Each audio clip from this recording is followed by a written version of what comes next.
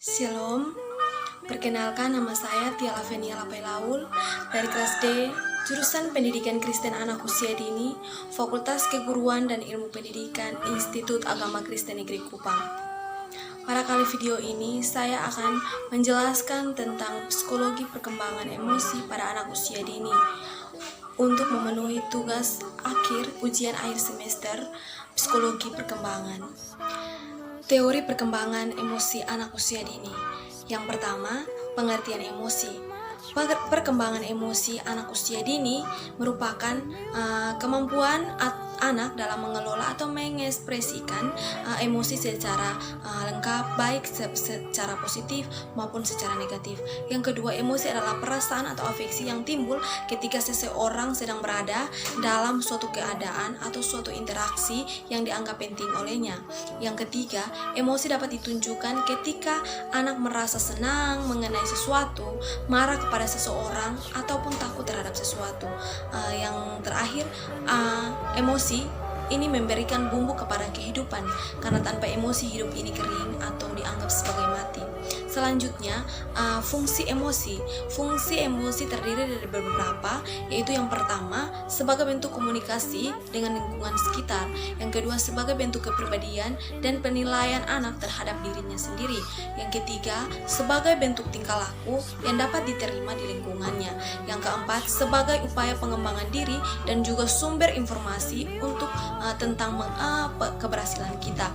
Yang terakhir, emosi adalah pembangkit energi, karena tanpa emosi kita tidak sadar atau kita dianggap sebagai mati. Selanjutnya, tentang teori perkembangan emosi. Teori perkembangan emosi ini terdiri dari 3 teori, yaitu yang pertama, teori tentang 2 faktor skaner.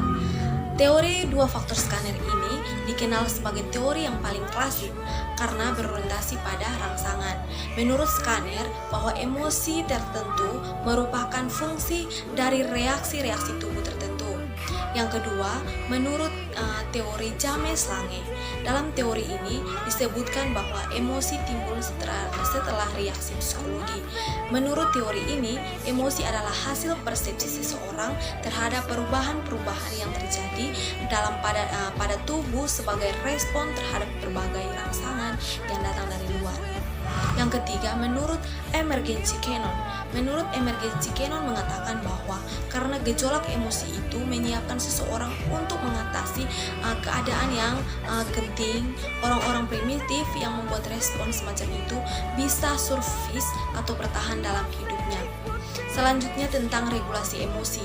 Regulasi emosi adalah kemampuan yang kita miliki untuk bisa mengatur emosi atau mengontrol emosi sehingga kita tidak terlarut dalam emosi yang kita rasakan.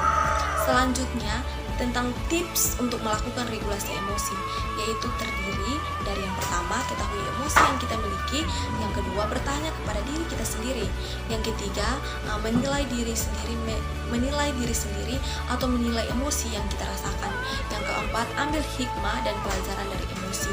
Selanjutnya, tentang kecerdasan emosi.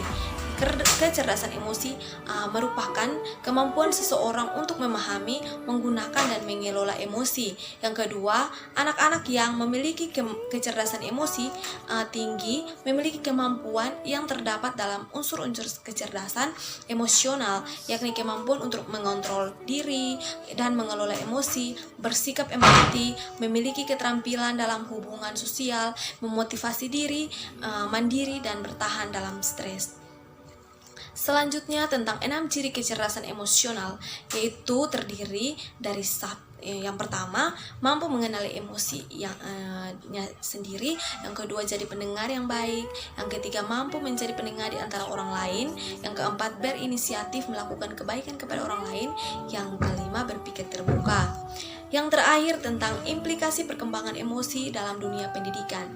Implikasi perkembangan emosi dalam dunia pendidikan ini menurut pemikiran Ki Hajar Dewantara, yaitu yang pertama, bentuk-bentuk emosi.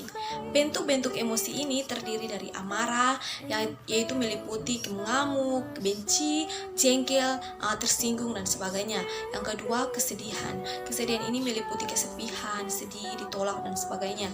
Yang ketiga, rasa takut. Rasa takut ini meliputi cemas, takut, gugup, tidak tenang, dan sebagainya. Yang keempat, kenikmatan. Kenikmatan ini meliputi bahagia, gembira, senang, dan lainnya. Yang keenam, cinta. Cinta ini meliputi kepercayaan, kasih sayang, kebaikan hati, penerimaan, dan sebagainya. Yang keenam, terkejut. Terkejut meliputi takjub, terpana, dan sebagainya. Yang kedelapan, jengkel. Jengkel ini meliputi hina, jijik, mual, benci, dan sebagainya. Yang kedelapan, malu. Malu ini meliputi rasa bersalah, menyesal, dan sebagainya. Menurut Ki Hajar, pemikiran Ki Hajar Dewantara, implikasi perkembangan dalam dunia pendidikan yaitu yang pertama, kesadaran diri, yang kedua, penghargaan terhadap perbedaan dan empati, yang ketiga, pemahaman diri dan orang lain yang lebih, yang keempat, kemampuan menghadapi tantangan dan perspektif yang berbeda-beda dari orang lain. Yang berikut, dalam proses pembelajaran pada perkembangan emosi sosial emosional anak sangat berpengaruh terhadap perilaku proporsional anak, bertanggung jawab pada diri sendiri dan orang lain. Yang kedua, tujuan pengembangan emosional yaitu bertujuan untuk mengembangkan keterampilan sosial, sikap, dan nilai-nilai yang diperlukan anak untuk menyesuaikan dengan lingkungan sekitar. Demikian penjelasan saya tentang teori perkembangan emosional